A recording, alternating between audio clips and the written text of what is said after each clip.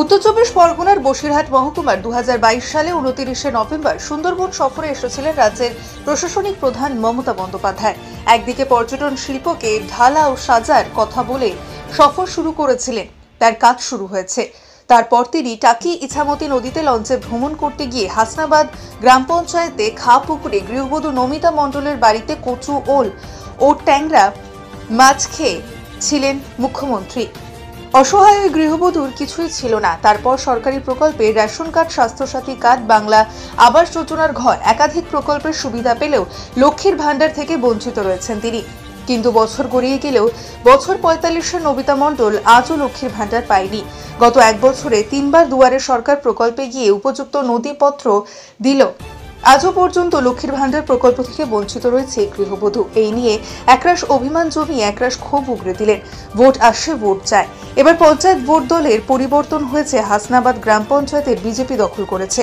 তার প্রধান রিঙ্কু পাত্র তার কাছে জানালো, তিনি জানান, আমি সবে প্রধান হয়েছি, বিষয়টা হাসনাবাদ বিডিও অলিম্পিয়া বন্দ্যোপাধ্যায়ের কাছে বিষয়টা জানাবো। ইতিমধ্যে প্রশ্ন হচ্ছে, সরকারি 36টা প্রকল্পের সুবিধা যেখানে প্রান্তিক মানুষেরা পাচ্ছে, যেন ওই গৃহবধূ লক্ষ্মীর ভাণ্ডার থেকে বঞ্চিত। তাহলে কি সরকারি নথিপত্রের অভাব, না এর মধ্যে অন্য কোনো রাজনৈতিক কারণ আছে? সেটাও নিয়ে একাধিক প্রশ্ন উঠছে। হাসনাবাদ পঞ্চায়েত সমিতির সভাপতি আমিরুল ইসলাম গাজী বলেন, সরকারি কোনো ত্রুটি আছে কিনা আমার দেখছি, সবাই পাচ্ছেন, উনি কেন পাচ্ছেন না? বারবার গাফিলতি প্রশ্ন উঠছে হাসনাবাদ পঞ্চায়েত সমিতির উপরে।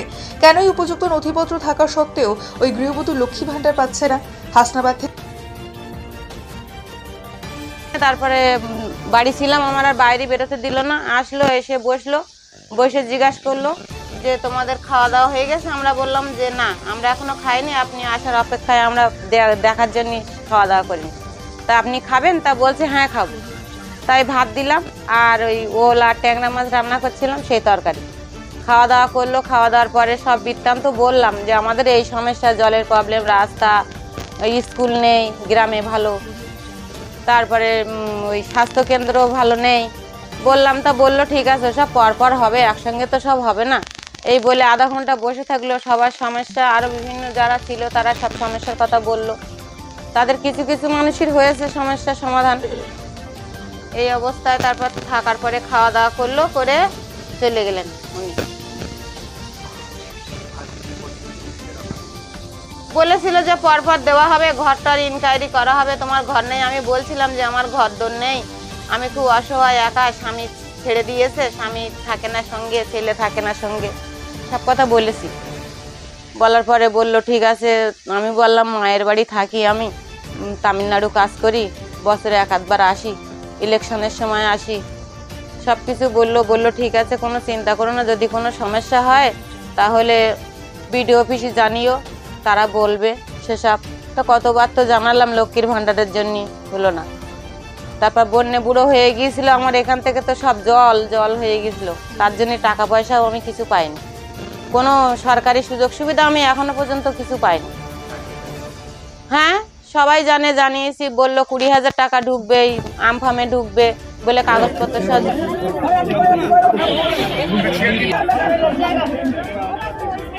এসেছিলেন তখন তৃণমূল ক্ষমতায় ছিল। আমি নতুন নির্বাচিত গ্রাম প্রধান হয়েছি ভারতীয় জনতা পার্টির পক্ষ থেকে। এই জলের বিষয়টা নিয়ে বিডিও ম্যাডামের সাথে কথা বলবো, যাতে দ্রুত সমাধান করা যায়। বার্ধক্য ভাতা ও লক্ষ্মীর ভাণ্ডার যারা পায়নি তার জন্য দুয়ারে সরকার ক্যাম্পে সহায়তা দিন।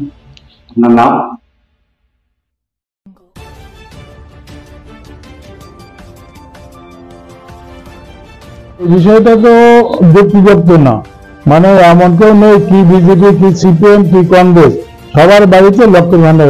হয়তো প্রযুক্তিগত কোনো ভুল ত্রুটি কাগজপত্র আছে, নিশ্চয়ই অভিযোগ করলে আমরা আমাদের দপ্তরে এটা নিশ্চয়ই দেখে দেবো।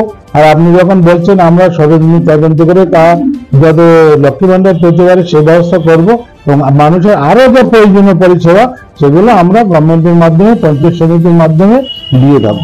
আমার নাম আমিরুল ইসলাম। কোন পদে আছে? মমতা ব্যানার্জি আমাদের এখানে এসেছিল, আমার এই কাকিমার বাড়িতে। তো আমাদের এখানে প্রতিশ্রুতি উনি দিয়ে গেছিল যে 1 সপ্তাহ ভিতরেই জল দেব, কিন্তু উনি তো 1 বছর হয়ে গেলে কোনো জলের পেলাম না। খুব কষ্ট করে আমরা জল কিনে খাচ্ছি। 10 টাকা করে ব্যারেল নোনা জল এই বাড়ির টিউবকল এইসব করে খাচ্ছি। কিন্তু সুন্দরবনের দুলদুলি মাতঙ্গিনী মোড়েই সর্বপ্রথম চালু হলো জুতোর ফ্যাক্টরি। সুলভ মূল্যে পাইকারি ও খুচরো বিক্রির আইটেমের জুতো পাওয়া যায়। ওয়ার্ডের অনুযায়ী ডেলিভারিও দেওয়া হয়।